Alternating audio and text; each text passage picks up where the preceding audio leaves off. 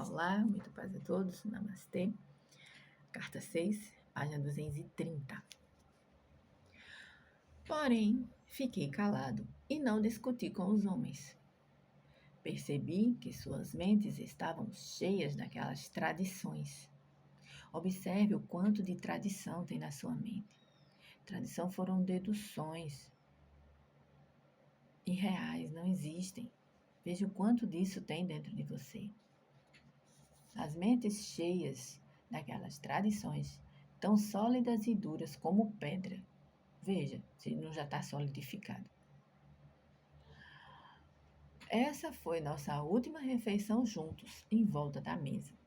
Deveria ser um momento de paz entre nós e uma despedida amorosa. Era duplamente importante para meus discípulos, porque a Páscoa era um acontecimento muito sagrado para as suas mentes judias. E isso eu teria que aceitar com um espírito de amor e compreensão. Antes daquela noite, eu não havia celebrado a Páscoa. Em momento nenhum antes daquela noite, ele havia celebrado a Páscoa. Uma vez que a tradição me desgostava.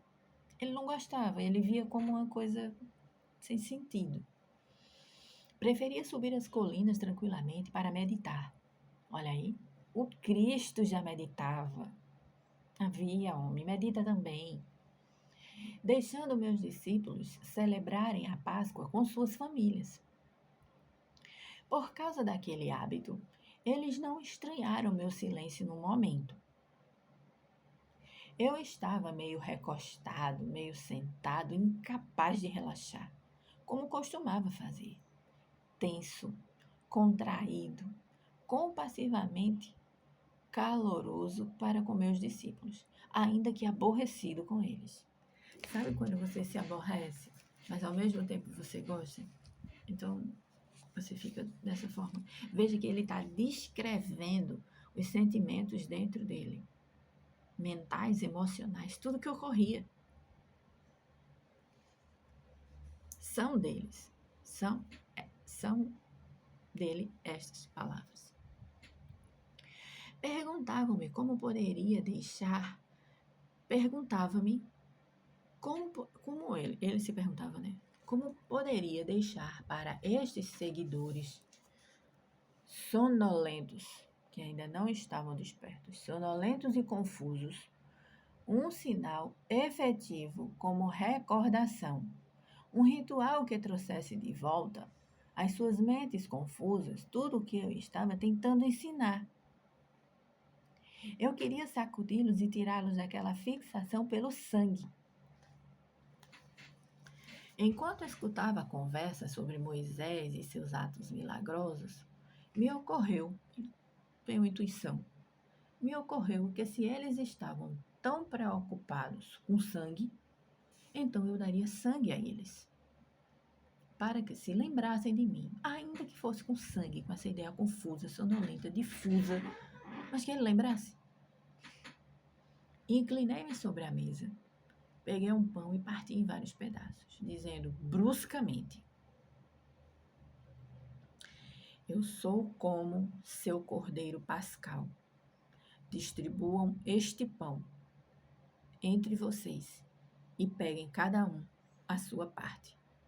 Comam e faça isto em minha honra, por ter trazido a vocês a única verdade que o mundo já ouviu. Deixem que este pão seja o símbolo de meu corpo, que está a ponto de ser maltratado na cruz. Pararam de conversar e olharam para mim. O silêncio reinou, parou a conversa de sangue. Viu que ele estava sério. Vamos, comam. Eu disse, como em um sonho. Silenciosamente tomaram um pedaço de pão, passaram aos outros e todos comeram a sua parte. Então peguei uma grande taça de vinho e disse para beberem e passarem aos outros.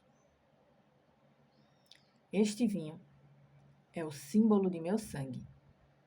Eu vim para dar a vocês a verdade sobre Deus, a verdade sobre a vida. Porém, eu fui rejeitado. Meu sangue correrá por vocês. Novamente, em silêncio, beberam a taça e passaram entre si. Suas faces estavam tensas, mas não disseram nada. Era óbvio que todos estavam comovidos pelas minhas palavras, que não agradavam a eles. Eu sabia que Judas tinha recebido dinheiro para apontar-me aos soldados do sumo sacerdote, quando o momento chegasse. Também sabia que a noite da Páscoa seria aquele momento. Ele sabia disso. Então disse a Judas: vá logo e faça o que tem que fazer. Judas me olhou longamente e vi a dor e indecisão em seus olhos. Ele sentia as vibrações no olhar. Ele estava repensando o assunto. Porém, o meu tempo havia chegado e eu queria terminá-lo de uma vez. Vá, disse com dureza. Judas levantou-se e saiu da sala.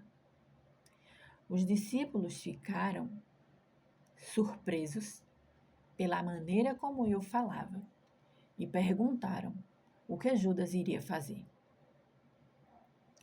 Vai dizer ao sumo sacerdote onde me encontrar. Vão crucificar-me exatamente como eu falei para vocês. Observei com certo cinismo doloroso as expressões de seus rostos. Dúvida, sobressalto, terror. Logo brotou uma torrente de perguntas ressentidas. Olha as perguntas num momento como esse.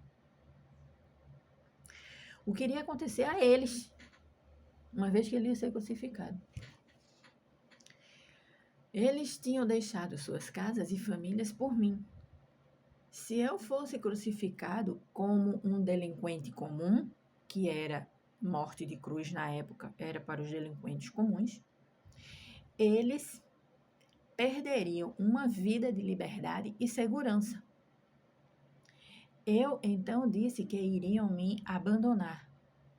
Com veemência, negaram tal coisa, mas o fizeram. Estava demasiado cansado para discutir com eles.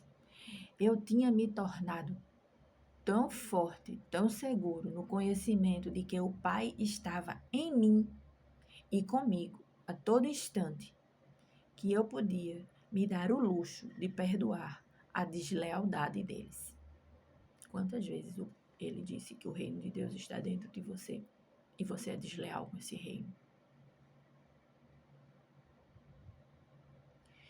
E ao final de tudo isso seria liberado de meu corpo e poderia ascender aos reinos de luz que eu tinha frequentemente sentido, mas nunca visto em plenitude, com a visão terrena.